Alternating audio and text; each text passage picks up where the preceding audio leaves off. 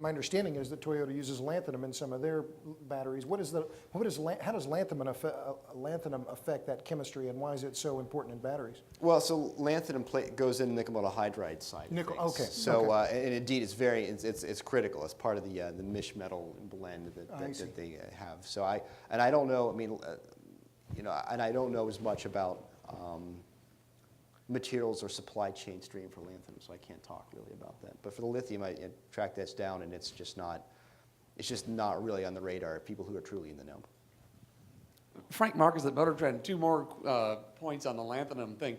Wondered if any of you had followed this thing I stumbled across about a year ago when I was looking at this. Oh my God, we're going to be running out of the precious metal thing.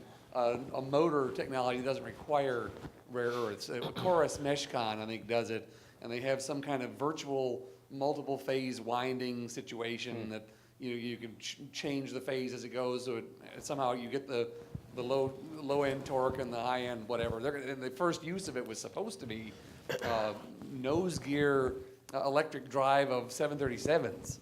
I don't know where they are on that at this point, but I mean that sounded like a kind of a neat way to get around the problem, because isn't that where an awful lot of that goes into the actual electric motors? Well, the neodymium is critical for the Prius. It's in the critical ingredient in the motor generator. It's probably on our badges too. These are neodymium magnets right here. There's almost for sure. Yeah. So. High strength magnets are neodymium. Pickups on electric guitars are samarium. I mean, for some of these, there's just no replacement. And the other thing is, I wondered if is Toyota mining all 25 pounds of that stuff back out of Priuses? Is there some reclamation program for all those valuable items in there? The 25 pounds of lanthanums or whatever, or lanthanides. No life to Prius, we haven't found that yet. Oh, none of them has crashed and burned yet. That's good. They're all accelerating so fast they can't catch it. Well, I could comment just briefly on the recycling question. We have one of the largest battery recyclers just north of us in Pittsburgh called Metco. And they do recycle nickel metal hydride batteries, which have a fair amount of rare earth metals in it. All they care about is the nickel, right? It doesn't cost enough right now. Even though we have a potential issue, it doesn't exist right now. My question was, well, do you guys recycle lithium-ion batteries? No, we don't recycle them. We send them to Canada. There's a government program up there. Well, what would it take for you to recycle lithium-ion batteries? And they said, oh, put platinum in them. Right? Right, great answer. That's funny. Yeah, So that's great. two more questions from the audience. Go ahead. I have a quick one on the lanthanides and then another one for Dr. Creta. Are they always all found together, all these rare earths? The same ore body has your samarium and everything? Pretty much? My understanding is that there are certain ore bodies that have what are considered the heavies and the lights. And the lights are on the left end of the periodic table on that row, and the heavies are on the right side. So, again, my understanding, and I'm far from an expert on these issues, but a lot of it is in the refining process itself and how effective the refining process is. And it's an incredibly catalyst-intensive process to do the refining. But what Molycorp is saying is that they can provide many of the heavies and many of the lights. And that's some of the discussion now in some of these speculative ventures like that I've mentioned, Aerifer Resources and so on. What is the quality of their ore bodies, and will they be producing the light ends of the lanthanides or the heavies? And I've just told you everything I know about it. Yeah, I can I'm trying to make it more simple than it is. I know. Yeah, they are all very similar. They're neighbors in the periodic table, and they are, in fact, for that reason, they come together, and they're also very difficult to separate for the same reason. So a lot of the cost is indeed the separation. Okay, and Dr. Creta, another quick one. Your favorable figures on CNG, does that include any reckoning for biomethane, or does it just get better if you count that? I don't know. But it does not include that, no. Okay, thank you. Did you have a question? One last question? Yeah. So all of you guys are into CNG and everything else. What do you say to the public that's so interested in electric cars, because they seem to grasp electric vehicles? What do I say to them? In what context? Yeah, what's the...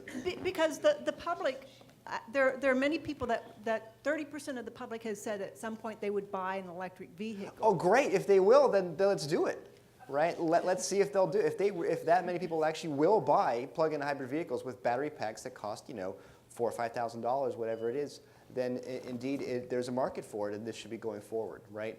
So, but the question is what they say they will do, and the reality of the situation is inherently different. So Or do they even understand the question?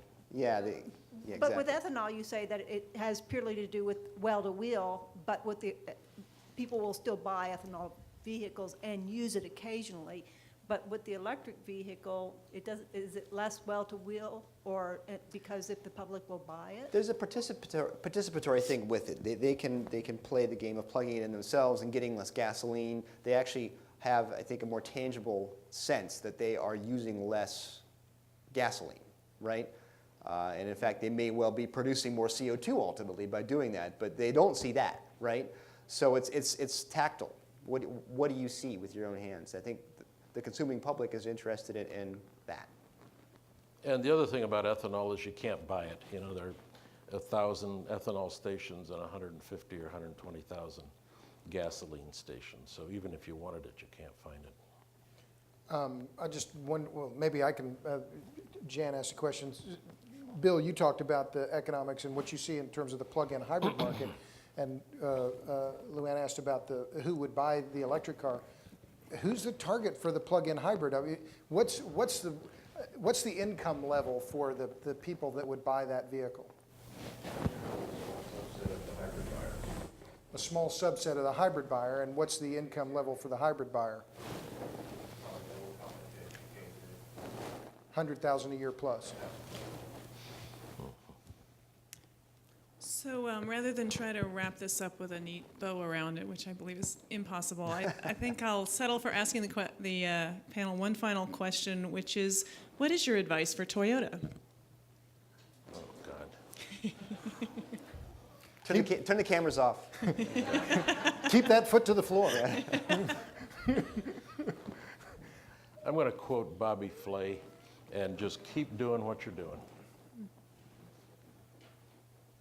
I can't tell them how to run their business. I think it's a great company, and I think this is clearly they're having they're going through a rough patch. But they've proven themselves over decades, and I think they just need to keep, as Jan said, just stick to your knitting, and I think they're going to be fine. Yeah, in general, I can only reinforce what these two have said. Diversify your driving fleet. Continue to increase efficiency and maintain reliability. What else? It's a pretty good path, seems to me. Great. Thank you very much to our panel. Thank you. Thank you.